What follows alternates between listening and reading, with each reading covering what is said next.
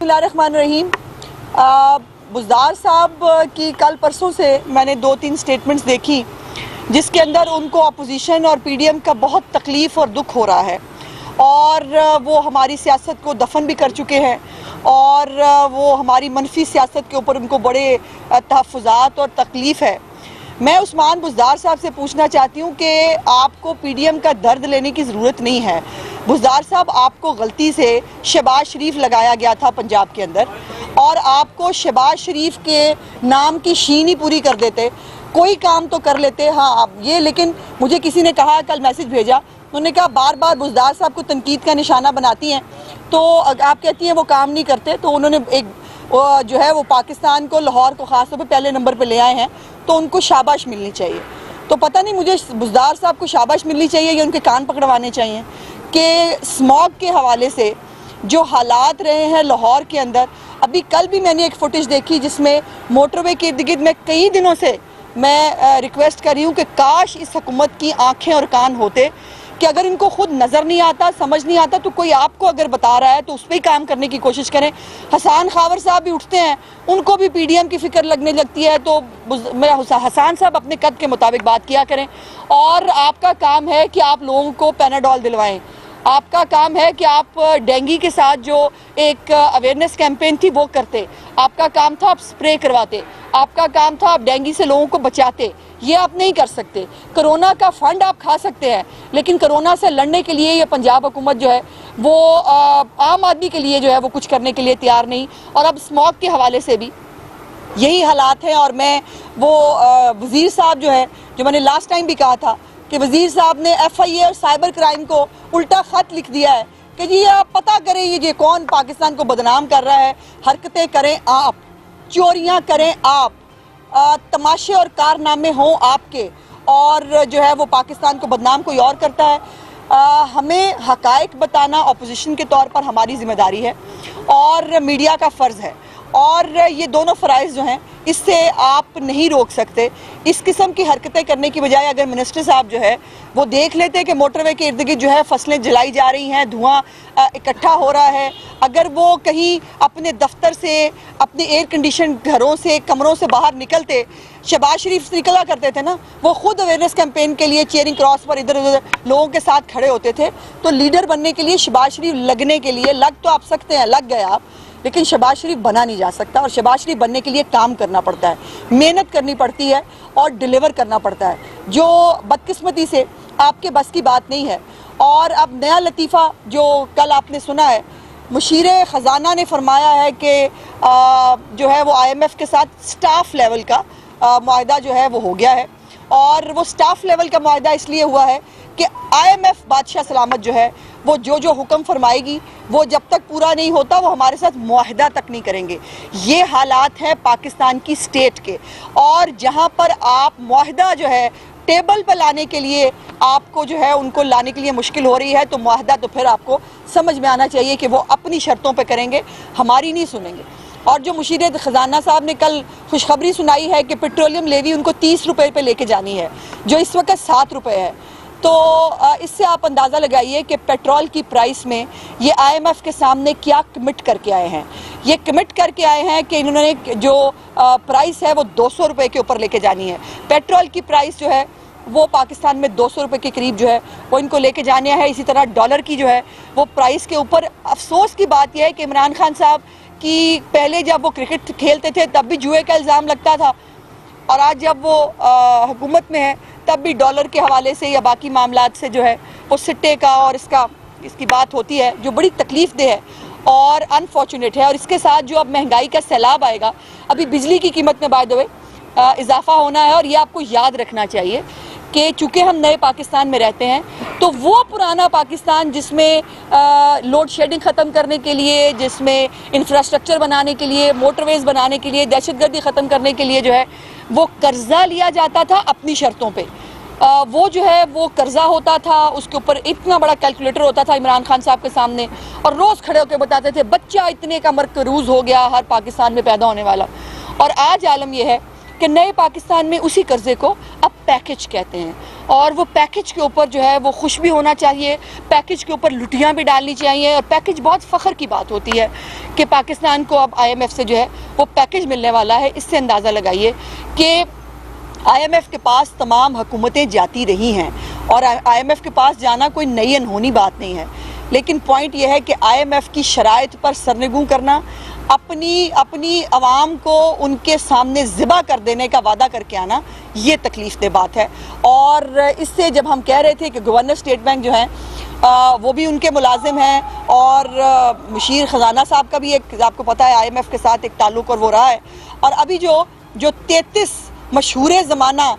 بل پاس کیے گئے ہیں، اس کے اندر اسٹیٹ بینک کے حوالے سے جو ایک بل پاس کیا گیا ہے وہ اٹ سیلف بہت خطرناک ہے، جس کے اندر آپ اسٹیٹ بینک کو کسی بات پہ پوچھ نہیں سکیں گے، اور اسٹیٹ بینک آپ کو معلوم ہونا چاہیے کہ ڈائریکٹلی کہاں رپورٹ کرے گا اور کیا ہوگا۔ پاکستان کے لیے بہت بہت مشکل اور تکلیف دہ حالات ہیں، اور اس کی سب کی ذمہ داری ایک شخص، صرف ایک شخص، اور وہ ہے عمران خان، اس کے اوپر عائد ہوتی ہے۔ اس آدمی کے چھوٹا کام کوڑا اٹھوانے سے لے کر مطلب فارن پالیسی اور یہ آئی ایم ایف کے معاہدے تک، یہ شخص کچھ بھی کرنے میں کامیاب نہیں ہو سکا۔ یہ صرف پاکستان کی عوام کو تکلیف دے سکتا ہے، اور پاکستان کو جو رلانے کی اس نے بات کی تھی، ہمیں رلا لیتا تو شاید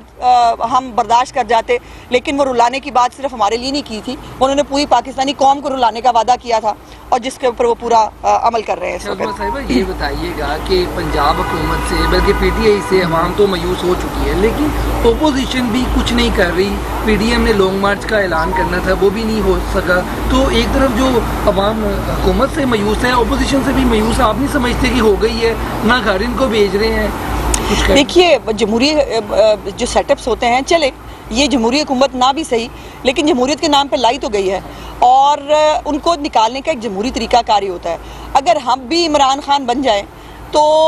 عمران خان میں اور ہمارے بیچ میں نئے اور پرانے پاکستان میں جو روایات کا، اخلاقیات کا جو فرق ہے اس کو رہنا چاہیے۔ میں سمجھتی ہوں کہ عوام ہم سے مایوس نہیں ہیں، لیکن عوام کو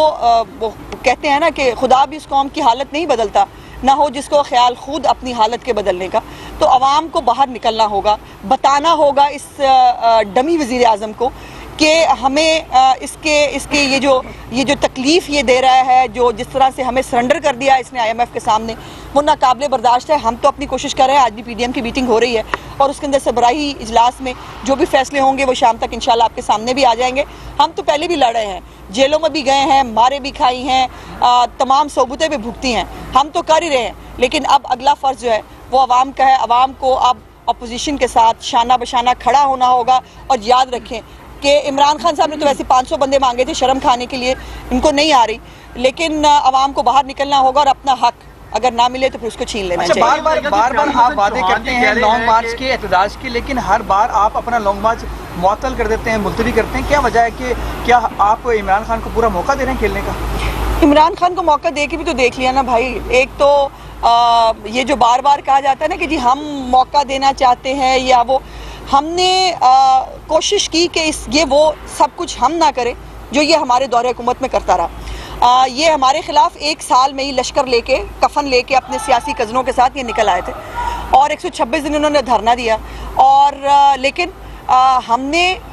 جتنی بھی اسٹرگل جمہوری طور پر دیکھی ہے، ہمیں تو اس نے الجھائے رکھا ہے ہمیشہ۔ جو بولتا ہے، جس کی زبان بندی کرنی ہے اس کو اندر ڈال دو، اس کے اوپر کیس بناؤ، اور وہ آپ دیکھ چکے ہیں، کبھی ایف آئی اے کو استعمال کیا جاتا ہے، کبھی نیب کو استعمال کیا جاتا ہے، کبھی باقی ادارے استعمال کیے جاتے ہیں، اور لیکن ہر رات کے بعد صبح ہونی ہوتی ہے۔ سو اب تمام چیزوں کے باہر آنے کا اور حقائق کے کھلنے کا وقت ہے کہ کس طرح سے